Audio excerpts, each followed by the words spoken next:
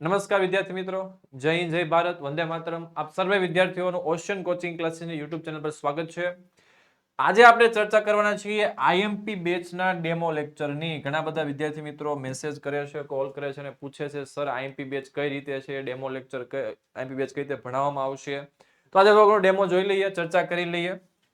IMP બેચનું મૂલ્ય છે 99 rupees. આપ સર્વે જાણો છો આ 99 રૂપીસમાં ઘણી બધી મતલબ કે 99 મતલબ કે 100 રૂપિયા જેવો ભાવ છે અપ્રોક્સિમેટલી, અને ઘણું બધું આમાં તમારા માટે જાણવા લાયક વસ્તુ છે. તો વિદ્યાર્થી મિત્રો ચર્ચા કરીએ કઈ રીતે છે વહીવટ આખો બધો. સૌપ્રથમ આપણે બોર્ડનું જે પેપર છે એને સેક્શન વાઇઝ સમજી લઈએ કે ક્યાં કેટલો સમય ફાળવશું, કઈ રીતે તૈયારી કરશું. તો આપણે બધાને ખબર છે કેટલા એમસીક્યુ આવવાના છે, 20. મતલબ કે માર્ક્સ કેટલા છે, 20. વિદ્યાર્થી મિત્રો 20 માર્ક્સ આપણી હાથમાંથી અહીંયા ન જવા જોઈએ. આ એવા 20 માર્ક્સ છે જે તમને 15 મિનિટમાં 20 માર્ક્સ આપી શકે છે, 20 મિનિટમાં 20 માંથી 20 માર્ક્સ આપી શકે છે. છતાં પણ એક એમસીક્યુ ને 2 મિનિટ ફાળવું છું કે 40 મિનિટ. આ બહુ વધુ ટાઈમ છે, ફાળવેલો બહુ વધુ ટાઈમ છે. તમારે આ કામ 20 મિનિટમાં કરી નાખવાનું છે, 20 એમસીક્યુ નું. તો તમારી પાસે એક્સ્ટ્રા અહીંયા 20 મિનિટ બચશે, એક્સ્ટ્રા 20 મિનિટ અહીં બચશે. પછી 10 વેરી શોર્ટ ક્વેશ્ચન, એક એક વાક્યના સવાલ આવશે. એમાં પણ તમને ઓપ્શન નહીં મળે. આ બંનેની અંદર ફરજિયાત જેટલા ક્વેશ્ચન પૂછ્યા છે બધા ફરજિયાત લખવાના છે. 30 માર્ક્સનું અહીંયા થઈ જાય છે આપણું ટૂંકું. ત્યાર પછી 2 માર્ક્સનો ક્વેશ્ચન, શોર્ટ ક્વેશ્ચન, માગ્યા મુજબ જવાબ આપો.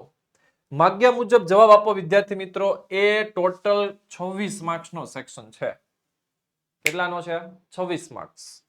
એ 26 માર્કના સેક્શનમાં 17 માંથી કોઈ પણ 13, 17 માંથી કેટલા વિદ્યાર્થી મિત્રો જવાબ આપવાના છે ક્વેશ્ચનના? 17 માંથી કોઈ પણ 13 તમને જે સારા લાગે આપવાનું છે. અને આ સેક્શન આપણે 40 મિનિટ, અહીંયા તમે 20 મિનિટ બચાવશો તો અહીંયા ઇન્વેસ્ટમેન્ટ તમે કરી શકો છો. થોડુંક આ એ બધું શીખવું પડશે. ત્યાર પછી વિદ્યાર્થી મિત્રો લોંગ ક્વેશ્ચન પણ કેટલા ગુણમાં કીધા છે? 3 ગુણમાં લોંગ ક્વેશ્ચન. 12 આપેલા છે ટોટલ, લખવાના 8 છે, 12 માંથી 8, 24 માર્ક્સનો સેક્શન છે. 45 મિનિટ આપી છે, મેક્સિમમ ટાઈમ આપણે આપેલો છે 45 મિનિટ. કેટલા સવાલ લખવાના છે? 8. એક સવાલને આપણે આપશું ઓછામાં ઓછી 6 મિનિટ. 6 મિનિટમાં એક સવાલ પતી જવો જોઈએ. કઈ રીતે લખશો 3 માર્કનો સવાલ, કઈ રીતે લખવો 5 માર્ક્સનો સવાલ, એના બધા વિશે આપણે ચર્ચા ડેમો લેક્ચરમાં કરવાના છીએ. પછી વેરી લોંગ ક્વેશ્ચન, 5 માર્ક્સના સવિસ્તર સવાલ આવશે, 6 માંથી કોઈ પણ 4. 20 માર્ક્સનો સેક્શન છે, 40 મિનિટ આપણે એને ફાળવી છે. અને આવી રીતે તમે ટાઈમ મેનેજમેન્ટ કરો છો. અહીંયા આપણે 20 મિનિટ બચાવી શકીએ એમ છીએ. એ 20 મિનિટ બચે છે તમે બીજે બધે પણ એનો યુઝ કરી શકો છો અને આરામથી પેપર પૂરું થઈ જાય. વિદ્યાર્થી મિત્રો 180 મિનિટ આપણે વધવાની છે. તો આપણી પાસે આ ઓબ્જેક્ટિવ સાથે મતલબ કે વૈકલ્પિક પ્રશ્નો હશે. અહીંયા 17 માંથી 13 છે, 12 માંથી 8 છે, 6 માંથી 4 છે. કેમ લખવા, કઈ રીતે લખવા, બોર્ડનું પેપર કઈ રીતે ચેક થાય છે, બધી વાતો પર ચર્ચા કરીએ. સૌપ્રથમ આપણે ચર્ચા કરીએ એમસીક્યુઝ. આપણો જે પોર્શન તૈયાર કરેલ છે આઈએમપી બેચ, એમાં એમસીક્યુ કઈ રીતે સોલ્વ કરવામાં આવશે. તો જો આપણે 10 જેટલા એમસીક્યુ લીધા છે. પ્રવૃત્તિની દ્રષ્ટિએ સંચાલન કેવી પ્રવૃત્તિ છે? સંચાલન તો બધે છે, એક જગ્યાએ તો નથી જ તે. તો પ્રવૃત્તિની દ્રષ્ટિએ સંચાલન સર્વવ્યાપી છે, બધે જ જોવા મળે છે. વૈજ્ઞાનિક સંચાલન વિચારધારાના પ્રણેતા કોણ છે? આ બોર્ડમાં પૂછાઈ ગયેલા ક્વેશ્ચન છે, હું જે અત્યારે સોલ્વ કરાવું છું વિદ્યાર્થી મિત્રો. જૂના વર્ષોમાં જ્યાં લખેલા આવે વૈજ્ઞાનિક, ન્યા હોય છે ફેડરિક ટેલર. કોણ હોય છે? Frederick Taylor. અને જ્યાં લખેલા આવશે સામાન્ય સંચાલનના સિદ્ધાંત, સામાન્ય, ન્યા હોય છે હેનરી ફેયોલ. તો આ બંને વસ્તુ નોટ કરી લેજો વિદ્યાર્થી મિત્રો. અને આ બધા એમસીક્યુ છે, ક્વિઝ તરીકે તમને સોલ્વ કરવામાં આવશે. ક્વિઝ પણ હમણાં આપણે લોન્ચ કરવાના છીએ. આયોજનનું કાર્ય એટલે શું? પસંદગીનું કાર્ય. એક તમને ખબર છે આપણે ટેક્સ્ટ બુકના પહેલા જ પેજ ઉપર એની વ્યાખ્યા આપેલી છે એક જ લીટીમાં. આયોજનનું કાર્ય એટલે પસંદગીનું કાર્ય. નેક્સ્ટ, માનવ સંબંધોને આધારે કુદરતી રીતે રચાયેલું માનવ સંબંધો, જ્યાં આવે માનવ સંબંધ અને કુદરતી રીતે રચાયેલું માળખું, એને કહેવાય અવૈધિક વ્યવસ્થા તંત્ર. શું કહેવાય છે વિદ્યાર્થી મિત્રો એને? અવૈધિક વ્યવસ્થા તંત્ર. આન્સર તો આપેલો જ છે, પણ એવો આન્સર પણ પૂછી શકે કે ધ્યેય સિદ્ધ કરવા માટે સંચાલકો દ્વારા રચવામાં આવેલું માળખું એટલે શું? તો એને કહેવાશે વૈધિક. ધ્યેય સિદ્ધ કરવાના હોય તો વૈધિક હોય, અને કુદરતી રીતે માનવ સંબંધોથી રચાયેલું હોય તો કેવું હોય છે?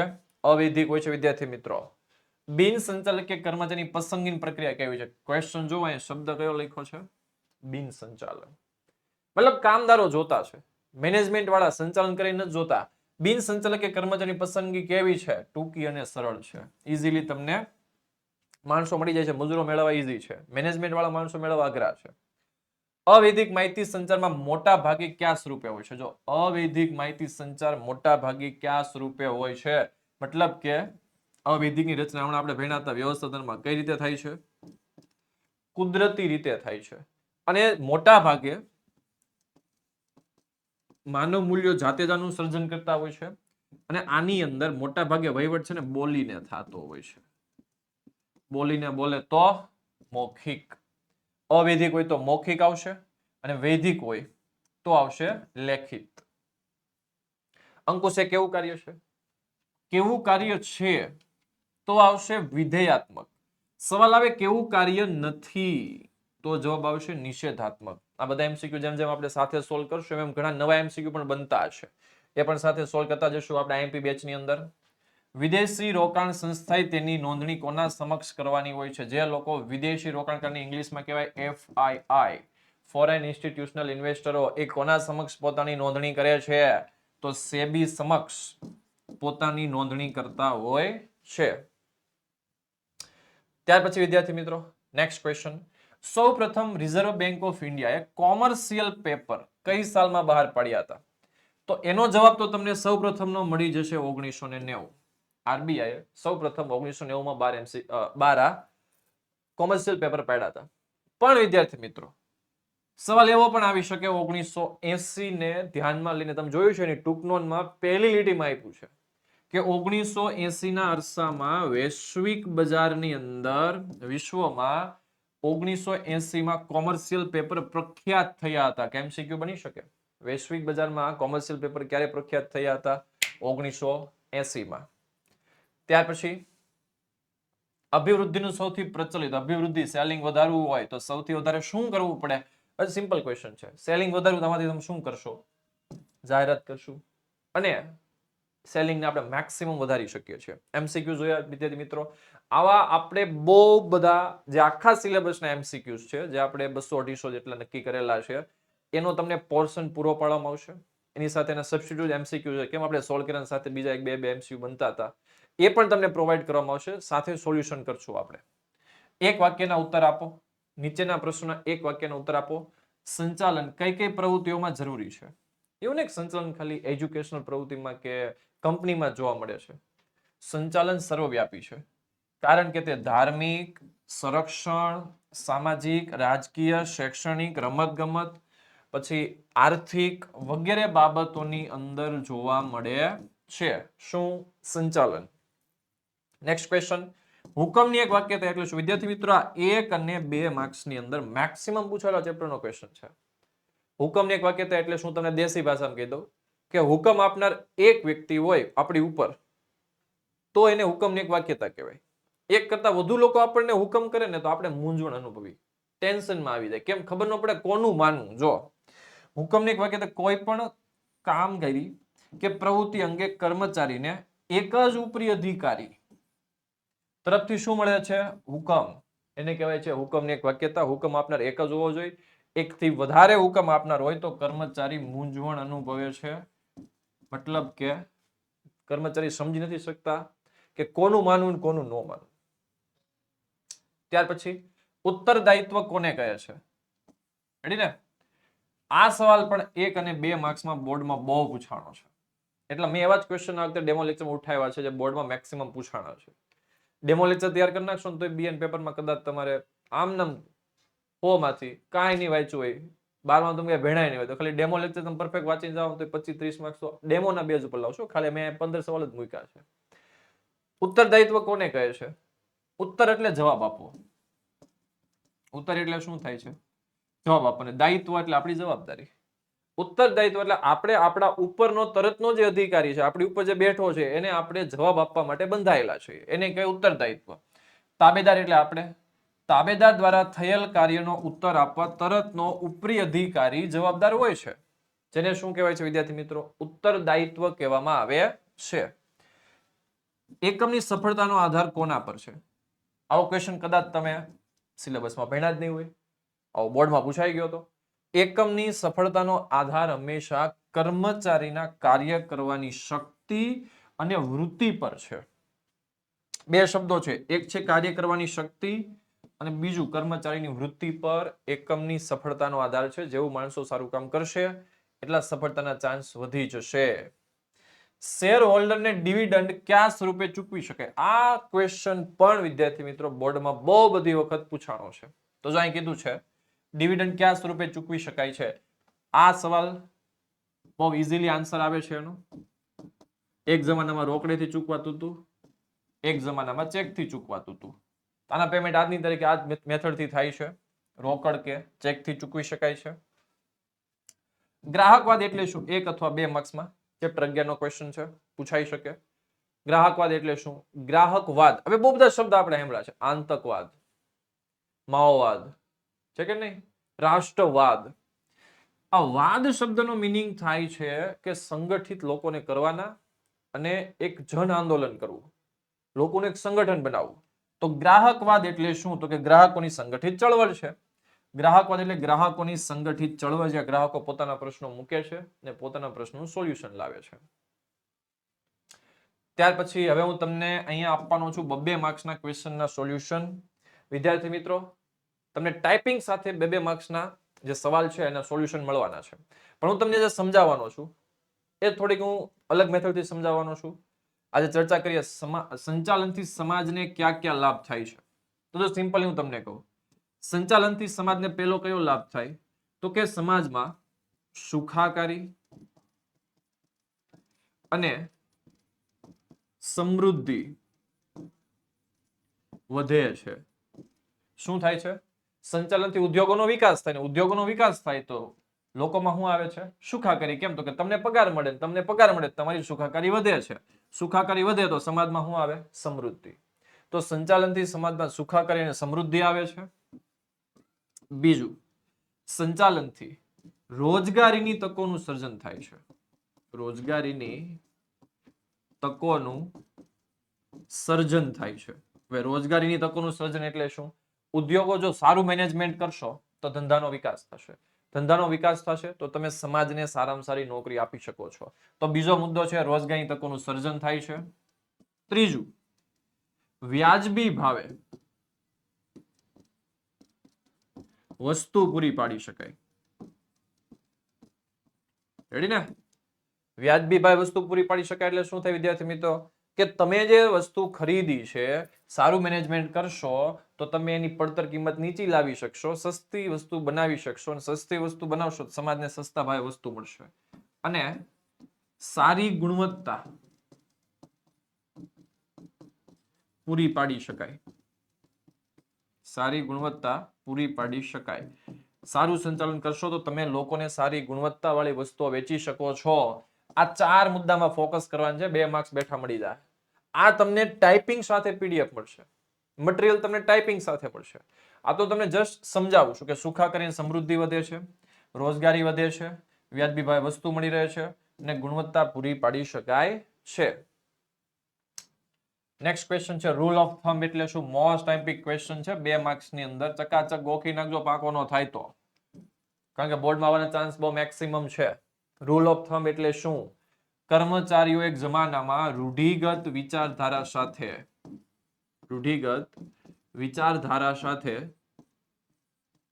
જોડાયેલા હતા. રૂઢિગત વિચારધારા એટલે શું થાય? જૂના જમાનાની મેન્ટાલિટી કે જ્યાં કર્મચારીનો કોઈ સ્વતંત્ર અવાજ ન હતો.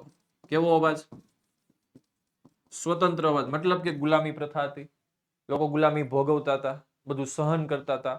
આ રૂઢિગત વિચારધારા એટલે જૂનો જમાનો જ્યાં એનો સ્વતંત્ર અવાજ હતો નહીં, કે જ્યાં વિચારધારા હતી જેની સાથે લોકો જોડાયેલા હતા અને મજૂરી કરતા હતા.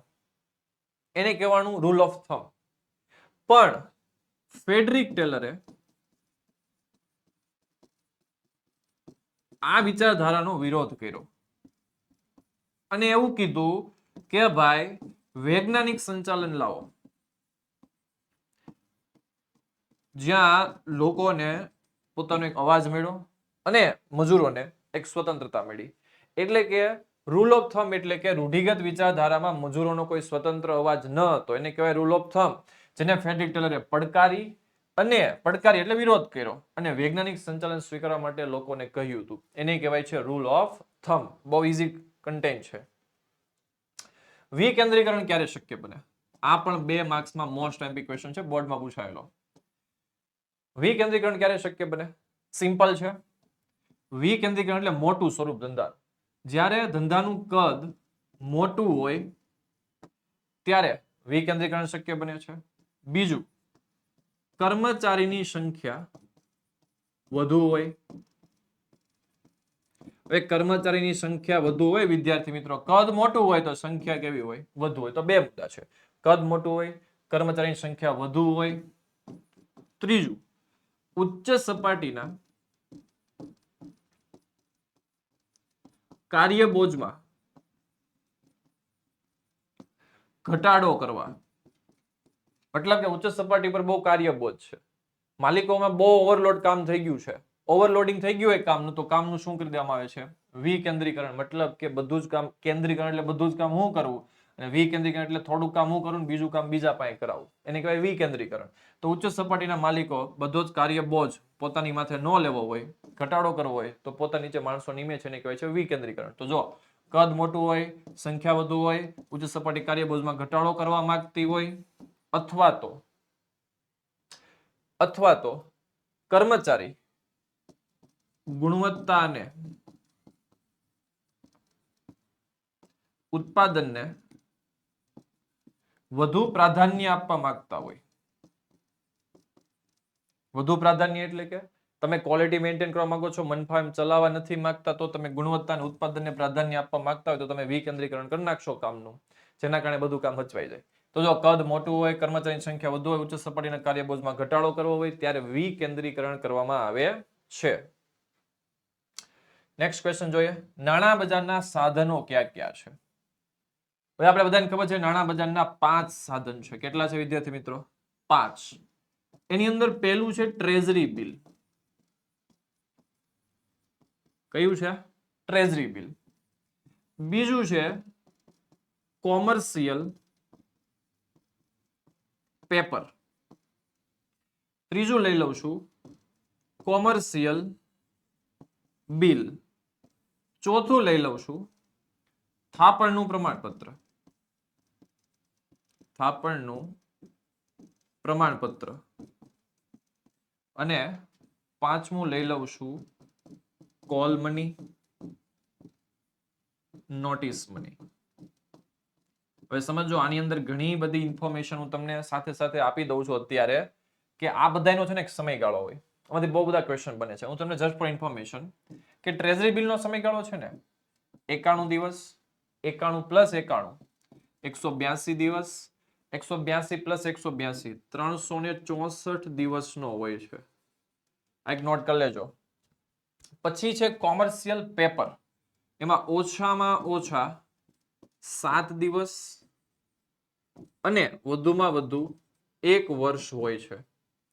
પછી કોમર્શિયલ બિલ, એમાં 30 દિવસ, 60 દિવસ અને 90 દિવસ માટે શું બહાર પડે છે? કોમર્શિયલ બિલ બહાર પડે છે. થાપણા પ્રમાણપત્ર માટે કોઈ સ્પેસિફાઈડ સમયગાળો નથી આપ્યો. કોલ મનીમાં 24 કલાકનો વહીવટ છે. નોટિસ મનીમાં ઓછામાં ઓછા 2 દિવસ, વધુમાં વધુ 14 દિવસ માટે શું બહાર પડે છે? Notice money. તો આ 2 માર્ક્સનો સવાલ છે. મેં ઘણી બધી તમને ઇન્ફોર્મેશન શેર કરી છે, અને આપણે આઈપી બેચમાં જોડાશું તો આ બધી ઇન્ફોર્મેશન તમને ઈઝીલી મળી જશે. બહુ બધા સવાલ આવા છે કે જેના આપણે મૂળ સુધી જઈ શકીએ. ત્યાર પછી વિદ્યાર્થી મિત્રો ક્વેશ્ચન છે મુદ્દાસર. અહીંયા 3 માર્ક્સની અને 5 માર્ક્સની આપણે સાથે ચર્ચા કરશું, પણ પહેલા તમે સમજી લો 3 માર્ક્સના સવાલ કેમ લખવા અને 5 માર્ક્સના સવાલ કેમ લખવા. અહીંયા મેં એક સવાલ આપ્યો છે, માનવ સંસાધન સંચાલનનું મહત્વ જણાવો.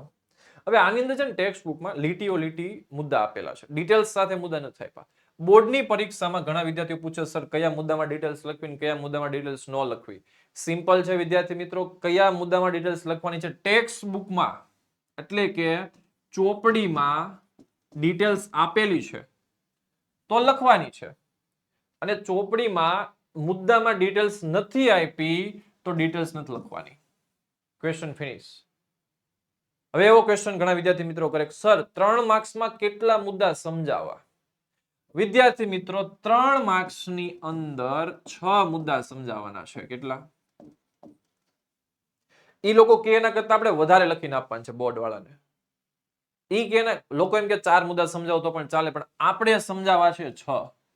પછી બોર્ડ વાળાની કન્ડિશન ફેરવે અને બીજા એક નવા રૂલ લાવે, એવા કોઈ આપણે લોચા લાપસી નથી પડવાનું. 3 માર્ક્સનો સવાલ હોય તો કેટલા મુદ્દા સમજાવવા? 6.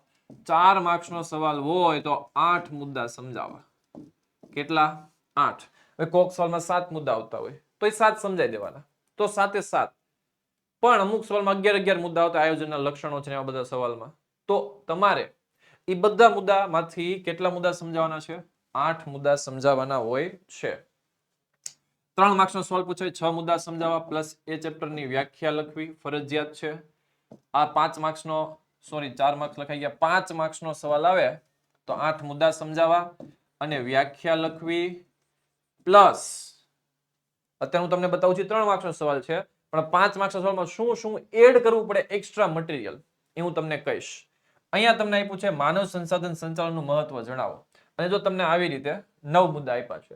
હવે ઘણા છોકરા એમ કે સાહેબ માનવ સંસાધન સંચાલનનું મહત્વ છે ને યાદ જ નથી રહેતું, એટલી લોચા લાપસી છે ને સાહેબ. કે તો જો આપણી પાસે એક ઓપ્શન છે, અને ઓપ્શન શું છે જો તમને કહું, અને ઓપ્શન એ છે કે આની પણ આપણે ચકાચક ચાવી બનાવી છે. ચાવી જોઈ લો. કાન પ્રતિ ગુણ જુસ્સા ભેર સંતોષ. કાન પ્રતિ ગુણ જુસ્સા ભેર સંતોષ. અહીંયા થોડુંક ચેન્જ કરવું છે, જુસ્સા ફેર સંતોષ. રેડી? કાન પ્રતિ ગુણ જુસ્સા ફેર સંતોષ આ આપણી ચાવી છે. હવે હું તમને જો સોલ્યુશન કરીને બતાવું કે ક્યાં આપણે ચાવીને યુઝ કરી છે. પહેલો મુદ્દો છે કા. કા એટલે કાર્યક્ષમતામાં વધારો. એ પહેલો મુદ્દો હસવાઈ ગયો. હવે તમારે ખાલી વાક્ય બનાવવાનું છે કે માનવ સંસાધન સંચાલનથી કાર્યક્ષમતા અને જુસ્સામાં વધારો થાય છે. પછી બીજું ન એટલે કે નફાકારકતામાં વધારો. આવી ગયું. પછી છે પ્રતિ. પ્રતિ એટલે પ્રતિષ્ઠામાં વધારો. થઈ ગયો ત્રીજો મુદ્દો. આ બીજો મુદ્દો, આ ત્રીજો મુદ્દો. 3 મુદ્દા થઈ ગયા ચકાચક. પછી ગુણ એટલે ગુણવત્તા. તો જો ગુણવત્તાના ઊંચા ધોરણો જાળવી શકાય છે. આ મુદ્દા નંબર કેટલો થઈ ગયો? 4. પછી જુસ્સા, મુદ્દા નંબર 5. તો જુસ્સામાં વધારો કરી શકાય છે અથવા તો જૂથ ભાવનામાં શું કરી શકાય છે? વિકાસ. પછી ફેર.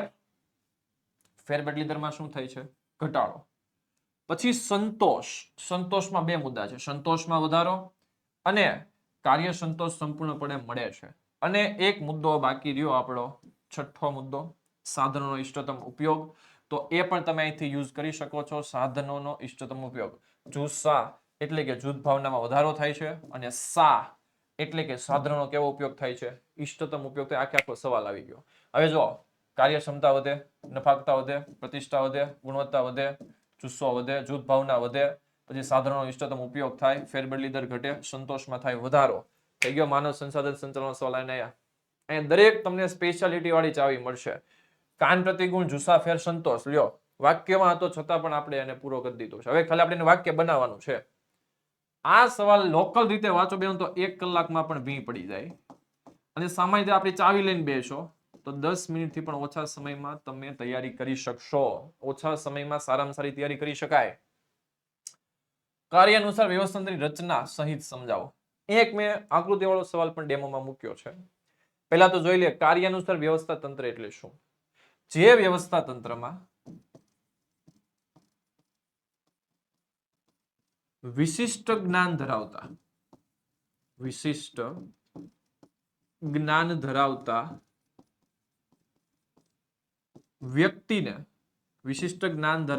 વ્યક્તિને જે તે વિભાગની જવાબદારી આપવામાં આવે છે. અને આ શેની જવાબદારી? કાર્યની. આને શું કહેવાય છે? કાર્યાનુસાર વ્યવસ્થા તંત્ર. મતલબ કે જે વ્યવસ્થા તંત્રમાં વિશિષ્ટ જ્ઞાન, સ્પેશિયાલિટી વાળા લોકોને જે તે વિભાગની કામગીરી સોંપવામાં આવે એને કહેવાય છે કાર્યાનુસાર વ્યવસ્થા તંત્ર કહેવામાં આવે છે. આ સવાલ 3 માર્ક્સમાં પૂછાય તો ફરજિયાત વ્યાખ્યા લખવી પ્લસ આકૃતિ દોરવી પ્લસ આકૃતિ સમજાવવી, તો 3 માંથી 3 માર્ક્સ મળશે. નકર 3 માંથી 3 માર્ક્સ મળશે નહીં. હવે આ આકૃતિ બધાને બહુ ગૂંચવે છે સાહેબ, આ યાદ જ નથી રહેતું. એને બે ભાગમાં જો એક્ઝેક્ટલી વચ્ચે બે છે મુખ્ય વહીવટી અધિકારી, એક બાજુ છે વહીવટી વિભાગ, એક બાજુ છે કારખાના વિભાગ. આપણે કંપની ખોલશું, મોટી ફેક્ટરી ખોલીએ તો એક બાજુ કારખાનું હોય, એક બાજુ આપણી ઓફિસો હોય. તો આ એક બાજુ ઓફિસો છે વહીવટી વિભાગ, એક બાજુ છે કારખાના વિભાગ. વહીવટી વિભાગમાં 4 જણા છે. એ 4 ની ચાવી છે સુસી હિમા. આપણે નામ શું આપ્યું છે? સુસી હિમા. વિદ્યાર્થી મિત્રો, આ નામ આગળ પાછળ પણ ન થવા જોઈએ, નકર પણ ખોટું બનશે. આ પહેલા 4 નામ છે, આગળ પાછળ ન થવા જોઈએ. તો સુ એટલે સૂચના, સી એટલે શિસ્ત, હી એટલે હિસાબી અને મા એટલે માર્ગદર્શન. થઈ ગયું? સુસી હિમા, સૂચના, શિસ્ત, હિસાબી, માર્ગદર્શન. અને વહીવટ કરશે કોણ? કર્મચારીઓ વહીવટ કરશે. આ બાજુ આવો, કારખાનાની ચાવી છે ઝૂઝ ઘૂસ. ઝૂ એટલે જૂથ, ઝડપ, ગુણવત્તા અને સમારકામ ઇજનેર. થઈ ગયા? કારખાનામાં કામ કોણ કરે? કામદારો. આ કામદારો સામેનો આવી જવા જોઈએ, કર્મચારી અહીંયાનો આવી જવા જોઈએ. આ બહુ મોટી ભૂલ ન થવી જોઈએ, નકર તો આખો અર્થનો અનર્થ થઈ જાય. એટલે ઓફિસમાં કામ કરે કર્મચારીઓ, વહીવટ કરે કારખાનામાં, મજૂરી કરે કામદારો. આ બાજુ જૂસ ઘૂસ આવે, આ બાજુ સુસી હિમા આવે. અને હવે ઘણા બાળકો મને એવું પૂછે, સર આ લીટા કેમ તાણવા? લીટા તાણતા શીખવાડું. જો આ સૂચના અધિકારી હોય ને, પેલા તો શું કરવાનું છે, આ 4 ના એક એક લીટા નીચે તાણ દેવાના. 1, આ 2, આ 3, આ 4. અને વધારાનો લીટો છે ને હું ઇરેઝ કરી દઉં, એટલે આપણે કન્ફ્યુઝન ક્રિએટ ન કરે. તો જો મેં કેટલા લીટા કરી દીધા? પેલા 4 લીટા નીચે દોડ નાખ્યા. સેમ ટુ સેમ અહીંયા તમારે જ કરવાનું છે. 1, 2, 3, 4. 4 લીટા મેં કરી નાખ્યા. પેલા તમારે ઊભા 4 લીટા દોડ નાખવાના. પછી વિદ્યાર્થી મિત્રો શું કરવાનું છે? આ પેલો ખૂણો અને આ બાજુનો પેલો ખૂણો જોઈન્ટ કરવાના છે. એટલે અહીંયાથી તમે અહીંયા આવશો. આ બીજો ખૂણો અને આ બીજો ખૂણો અહીંયા જોઈન્ટ કરવાનો છે. આ ત્રીજો ખૂણો, અહીંયા ત્રીજો ખૂણો જોઈન્ટ કરવાનો છે. આ ચોથો ખૂણો અને ઉપરનો ચોથો ખૂણો અહીંયા જોઈન્ટ કરવાનો છે. કે સમજાણું? પેલા 4 લીટા નીચે, પછી નીચેનો પેલો, ઉપરનો પેલો, અહીંયા નીચેનો બીજો, ઉપરનો બીજો. હવે સમજી ગયા સામેથી હું કરવાનું છે? હવે અહીંયા ઉપરનો પેલો છે, નીચેનો પેલો છે, એને જોઈન કરી દો. અહીંયા ઉપરનો બીજો છે, અહીંયા નીચેનો બીજો છે, એને જોઈન કરી દો. અહીંયા ત્રીજો છે, અહીંયા નીચે ત્રીજો છે, એને જોઈન કરી દો અહીંયા. અને આ છેલ્લો. થઈ ગયો? તો અહીંયાથી તમે અહીંયા આવ્યા. આ 4 આ રીતે લીટા જોડવા. પેલા 4 સીધા, પછી પેલા ખૂણા સાથે ઉપરનો નીચેનો, એ રીતે જોઈન કરી દેવાના, પછી ઉપરથી પાછા આમ ક્રોસ કરી દેવાના. કામ પતી ગયું. આ રીતે લીટા કરવાના છે. આકૃતિ તૈયાર થઈ જાય. આકૃતિ ચકાચક સમજાઈ દેવાની. અંકુશના લક્ષણો જણાવો. આની ચાવી આપણે બહુ ચકાચક બનાવી છે, અને એ ચાવી છે વિદ્યાર્થી મિત્રો, સર આ દરેક વ્યક્તિ આગ છે. શું છે? સર આ દરેક વ્યક્તિ આગ છે. પેલો મુદ્દો સ એટલે સતત ચાલતી પ્રવૃત્તિ. જો ટેક્સ્ટબુક હોય તમારી સાથે તો બાજુમાં ખોલીને જો, ડેમો લેક્ચરમાં જોતા જાઓ. સ એટલે સતત ચાલતી પ્રવૃત્તિ, ર એટલે રચનાત્મક પ્રવૃત્તિ, આ એટલે આયોજન સાથે સંબંધ. આયોજન સાથે સંબંધ વાળો મુદ્દો 2 માર્ક્સમાં આવી શકે છે. પછી દરેક એટલે કે દરેક સપાટીએ થતું કાર્ય. પછી વ્યક્તિ એટલે વ્યક્તિલક્ષી પ્રવૃત્તિ. પછી ફરીવાર આ આવ્યું. એક જો અહીંયા હતો, આ બીજો આ છે. અહીંયા આપણે એવું લખ્યું હતું આમાં કે આયોજન સાથે સંબંધ. અહીંયા આવશે આયોજન સાથે સંબંધ આવી ગયું છે. આંતરિક પ્રવૃત્તિ. આ પણ મોસ્ટ આઈમ્પી મુદ્દો છે 2 માર્ક્સમાં. આંતરિક પ્રવૃત્તિ કઈ રીતે છે? પછી ગ એટલે ગતિશીલ પ્રવૃત્તિ, અને છે એટલે છેવટનું કાર્ય. કેવું કાર્ય? છેવટનું કાર્ય. સર આ દરેક વ્યક્તિ આગ છે. 8 મુદ્દા મેં લઈ લીધા. હવે તમને જે મટીરિયલ આપવામાં આવશે એ ચાવી સાથે જ આપવામાં આવશે, આ બધું તૈયાર કરીને જ આપવામાં આવશે, સાથે એ બધું ટાઈપિંગ સાથે આવશે. આ તો જસ્ટ ફોર ઇન્ફોર્મેશન કે સર આપણે આવી ચાવી બનાવી છે વિદ્યાર્થી મિત્રો, તો આ ચાવીની સ્પેશિયાલિટી આ રીતે છે અને આ ચાવી તમને મળી જશે. તમે ડેમો લેક્ચર જોઈ લ્યો, આ બધું ટાઈપિંગ સાથે ચકાચક પીપીટી સાથે આવશે, બધું એ તમને દેખાડવામાં આવશે. તો ખબર પડી વિદ્યાર્થી મિત્રો? સર આ દરેક વ્યક્તિ આગ છે, આ મુદ્દા થઈ ગયા. આમાંથી તમારે એક્ઝામમાં 6 મુદ્દા સમજાવવાના રહેશે. ઓછામાં ઓછા કેટલા મુદ્દા વિદ્યાર્થી મિત્રો? 6 મુદ્દા સમજાવવાના રહેશે. નેક્સ્ટ, શેર બજારના લક્ષણો. ઘણા વિદ્યાર્થી મિત્રો આમાં બહુ કન્ફ્યુઝ હતા. ઘણા લોકોએ મને આના વિશે કીધું કોમેન્ટ્સમાં લાઈવ થતા હતા ત્યારે કે સર શેર બજારના લક્ષણોની ચાવી આપો. તો એની ચાવી છે શેનો સભ્ય સમજુ. શેનો સભ્ય સમજુ. શે એટલે શેર બજારનું નિયમન. ટેક્સ્ટ બુકમાં હોય તો તમે જો ટેક્સ્ટ બુકની અંદર પહેલું, બીજું, ત્રીજું, ત્રીજા અને ચોથા પેજ ઉપર નીચે આપેલું છે શેર બજારનું નિયમન, ચેપ્ટર નંબર 9 ની અંદર. બીજો મુદ્દો નો એટલે નોંધાયેલી કોર્પોરેટ સંસ્થા.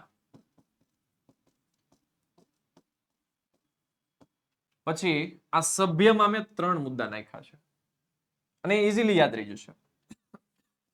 સ એટલે પેલા લઈ લઈએ સંચાલન. પછી સભ્ય એટલે એ મુદ્દાને મેં કીધું છે સભ્ય પદ. શું કીધું છે? સભ્ય પદ. અને ત્રીજું સભ્ય એટલે સભ્ય પર કડક અંકુશ.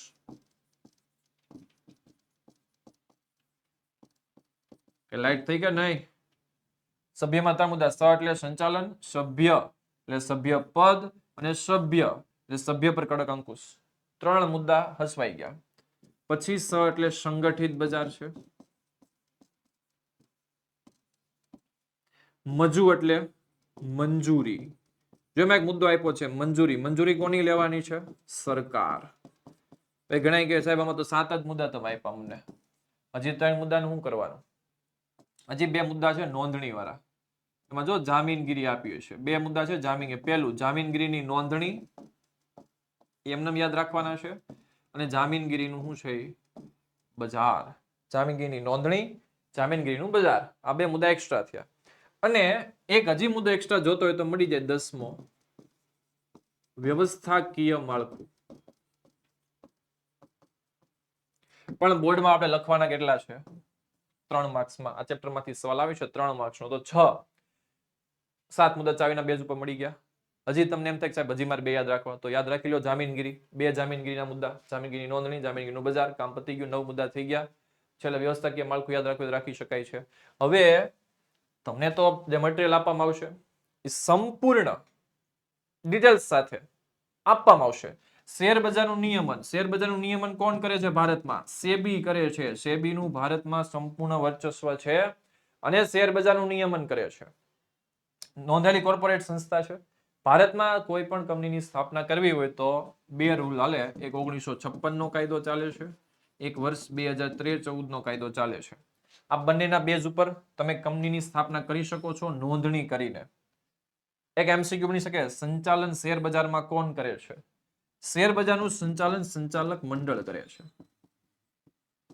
સંચાલક મંડળ જ કેમ? કારણ કે આ શેર બજાર છે, ભારતમાં 2 શેર બજાર છે, એક બીએસઈ છે, એક એનએસસી છે. અને આ બંને સરકારી છે, સરકારની અંડરમાં છે, સરકારના કંટ્રોલમાં છે. એટલે એમાં કોઈ માલિક નથી હોતા, એટલે સંચાલક મંડળ હોય છે. શેર બજારમાં સભ્યપદ મેળવવું હોય તો શું કરવું પડે? એના માટે ડીમેટ ખાતું ખોલાવવું પડે છે અને સરકારની જે ગતિવિધિ હોય નિયમો પ્રમાણે ફોલો કરવાના હોય છે. સભ્ય પર કડક અંકુશ રાખે છે શેર બજાર. સંગઠિત બજાર છે એટલે કે આરબીઆઈ નું નિયંત્રણ છે. આરબીઆઈ ની નીચે હોય છે સેબી અને સેબી ની નીચે હોય છે બીએસસી અથવા તો એનએસસી. ભારતના 2 શેર બજારની નીચે હોય છે. સરકારની મંજૂરી લેવી પડે છે કોઈ પણ નિર્ણય લેતા પહેલા. પછી જામીનગીરીની નોંધણી. હું તમને શોર્ટમાં આપું છું, પણ ડેમો લેક્ચરમાં આપણે બધા ટોપિક પર ડીપમાં ચર્ચા કરવાની છે. ચેપ્ટર વાઇઝ ડીપમાં ચર્ચા કરવાની છે. અત્યારે ડેમોની અંદર તમને શોર્ટમાં બધું સમજાવી રહ્યો છું, પણ આપણું જે સ્પેશિયાલિટી છે ચાવીની બીએમાં ચકાચક, એ આપણે ઇઝીલી લઈ શકીએ છીએ અને યાદ રાખી શકીએ છીએ. પછી નોંધણી, કોઈ પણ શેરને શેર બજારમાં આવવું હોય તો આઈપીઓ લાવીને નોંધણી કરવી પડે છે અને પછી એની લેવેચ થાય છે. જામીનગીરીનું બજાર છે, અહીંયા શેર ડિબેન્ચર ઇક્વિટી વેચવામાં આવે છે. વ્યવસ્થાકીય માળખું છે, એક માળખું હોય છે, તમારે ફોલો કરવાનું હોય છે. તો જો આ ચાવી છે શેર બજારના લક્ષણોની, ઇઝીલી યાદ રહી જાય. ત્યાર પછી ભરતીનો અર્થ આપે આંતરિક પ્રાપ્તિ સ્થાનો. આ સવાલનો કહું છું 5 માર્ક્સમાં જમ્બો સવાલ. કેટલા માર્ક્સનો વિદ્યાર્થી મિત્રો? 5 માર્ક્સનો જમ્બો સવાલ છે. તો તમારે 5 માર્ક્સના સવાલની શરૂઆત કરવાની છે પ્રસ્તાવનાથી. ઘણા બાળકો પૂછે છે પ્રસ્તાવના કેમ લખવી? પ્રસ્તાવના કોઈ પણ 4 લીટી લખવાની છે એ ટોપિક ઉપર. ભરતીના ટોપિક ઉપર તમને જે આવડે એ 4 લીટી પ્રસ્તાવનામાં લખવાની છે. પછી તમારે લખવાની છે એ સવાલ જે પૂછ્યો એની વ્યાખ્યા. પછી લખવાના છે મુદ્દા. કેટલા? 8 મુદ્દા. પછી છેલ્લે લખવાનું છે સમાપન. સમાપનમાં હું લખું સાહેબ? જે તમને આવડે એ 4 લીટી લખ નાખવાની. આને કહેવાય મુદ્દાસર જવાબ પ્રોપર લખો. પ્રોપર લખવાને કહેવાય. પરફેક્ટ તમારે પેપરની અંદર ઇમ્પ્રેશન પાડવી હોય તો આ બધું કરવું પડશે. પ્રસ્તાવના તમારી રીતે છે, સમાપન તમારી રીતે છે, વ્યાખ્યા અને મુદ્દા ચોપડીના આધાર લખવાના છે. ઓછામાં ઓછા 8 મુદ્દા જોઈએ, 8 થી ઓછા ટેક્સ્ટ ઉપર આપ્યા હોય તો એ બધા સમજાવવાના રહેશે. જોઈએ ભરતીની ચાવી હું તમને કહી દઉં. આંતરિક પ્રાપ્તિ સ્થાનોની અબ, કબ, बढ़ती प्रतीक्षा. अब कब बढ़ती प्रतीक्षा. पहलो मुद्दो अगाऊ छूटा करेला કર્મચારીને પરત બોલાવા. આ ચાવીનો યુઝ કઈ રીતે કરવો ને હું એટલા માટે તમને લખીને સમજાવું છું, પણ તમને મટીરિયલની અંદર ચાવી ઓલરેડી બધું મુદ્દા ગોઠવીને જ આપ્યા છે. અ એટલે અગાઉ છૂટા કરેલા કર્મચારીને પરત બોલાવા. પછી બ એટલે બદલી કરીને. ક એટલે કર્મચારીના મિત્ર કે સગા સંબંધીને તક આપવી. ટેક્સ્ટ બુકમાં જોજો તમે બધું મળી જશે. ફરી વાર બ આવ્યો, એકવાર બ અહીંયા આવ્યો તો ત્યાં આપણે બદલી આપી હતી. બીજી વાર બ આવ્યો, અહીંયા આપણે આપી દઈશું બઢતી આપવી.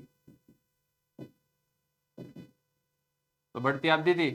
પાછી બઢતી આવી તો બઢતી સાથે બદલી. આપણે બઢતી સાથે હું આપી દેવું બદલી.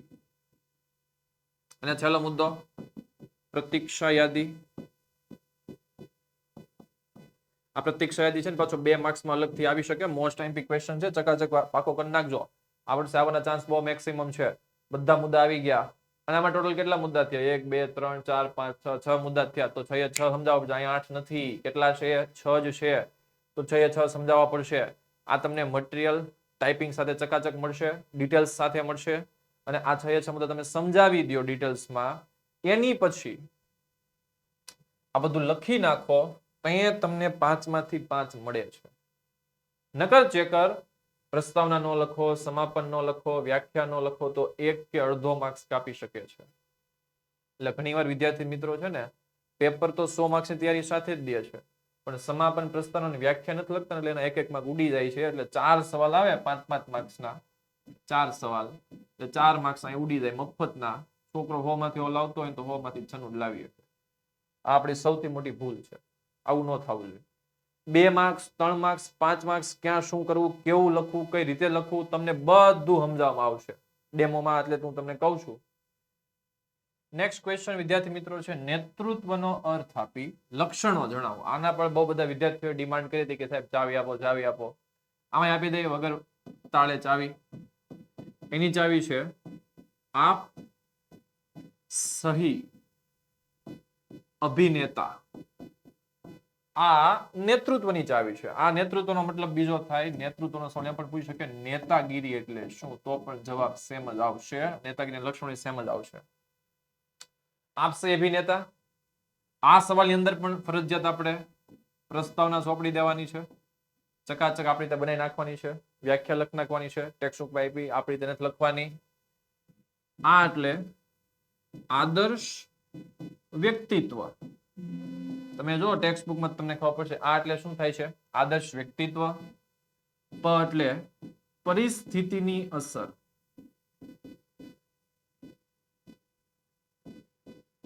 પછી સ એટલે સતત ચાલતી પ્રવૃત્તિ. હી એટલે હિતોની એક વાક્યતા. આ હિતોની એક વાક્યતા 1 માર્ક્સમાં પૂછાઈ શકે.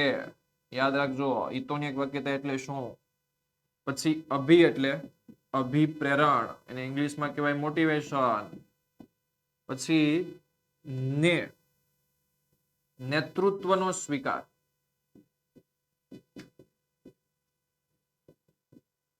રેડી? અને તા એટલે તાબેદારોનું અસ્તિત્વ.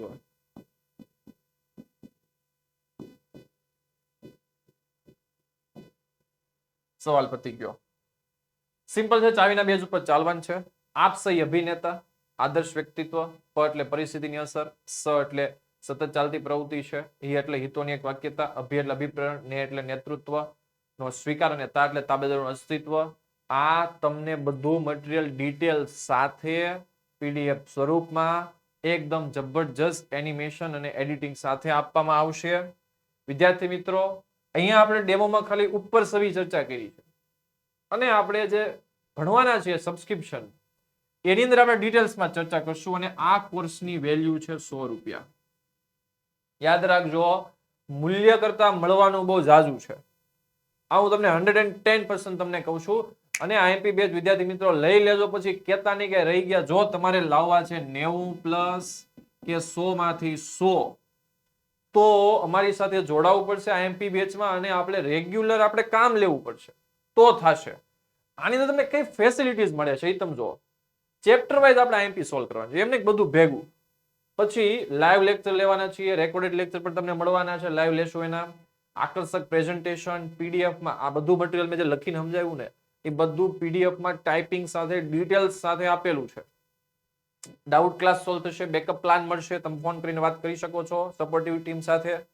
વોટ્સએપ સપોર્ટ મળશે, નવી નવી ન્યૂઝ, કોઈ પણ નવી કઈ ઘટના, કે પછી કોઈ ઘટના એટલે કે મોટી કોઈ આપત્તિ નહીં, વાવાઝોડાની ઘટના નહીં, ઘટના એટલે કે જે એક્ઝામ આવવાની છે એને રિલેટેડ ઘટનાઓ, પ્રીવિયસ યરના પેપર સોલ્યુશન, મતલબ બોર્ડના જે જૂના પેપર છે એ પણ તમને મળી જશે. ને સાથે સાથે એક નવી પણ અમે આજે જાહેરાત કરી દઉં છું, એકમ કસોટી. બધી જ એકમ કસોટીના પેપર પણ તમને સોલ્યુશન સાથે મળી જવાના છે. કેટલા રૂપિયામાં? Only for 100 rupees. આ બહુ ઓછું મૂલ્ય છે. એની તમને જે ક્વોલિટી મળે છે, જે મળવાનું છે એ બહુ જાજુ મળવાનું છે. હું તો તમને વિદ્યાર્થી મિત્રો કોન્ફિડન્સ સાથે કહું છું, 90 પ્લસ કે 100 માંથી 100 લાવવા હોય તો આજે જ તમે જોઈન થઈ જાઓ. હજી મોડું નથી થયું, સારામાં સારું રિઝલ્ટ આવી શકે છે. તમે જોઈન થાવ, તમારા મિત્રોને જોઈન કરો, અને સાથે મળીને આપણે બહુ સારું રિઝલ્ટ પ્રાપ્ત કરીએ એવા પ્રયત્નો કરશું. આ બધે તમને કોર્સના ફાયદા તો છે જ, તે રિવિઝનને આ તે XYZ. તો આજે જોઈન થાવ અને લાભ લ્યો. થેન્ક યુ સો મચ વિદ્યાર્થી મિત્રો, તમે અમારી સાથે જોડાઓ, આપણે સાથે મળીને ખૂબ સારું રિઝલ્ટ પ્રાપ્ત કરીએ.